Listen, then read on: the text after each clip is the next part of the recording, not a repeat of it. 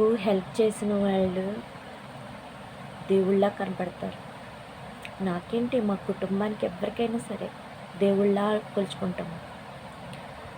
అదే అపకారం తలపెట్టి అనుక్షణం తిప్పి పొడుపులతో వేధించే వాళ్ళని పొరపాటును కూడా వాళ్ళు కేకేసినా వెళ్ళం, వాళ్ళ జోలికి వెళ్ళం, వాళ్ళ మాట మాట్లాడాలన్నా మాకు ఇష్టం లేదు.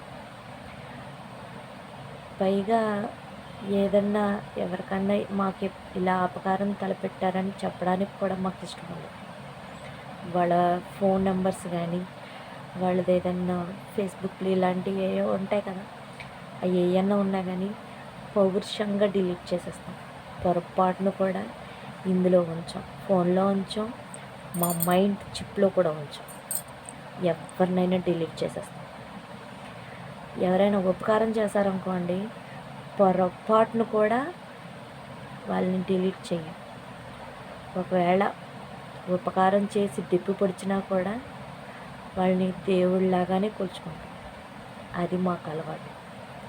అందరూ కూడా అలా మంచితనంగా చూసి మంచివి నేర్చుకోండి.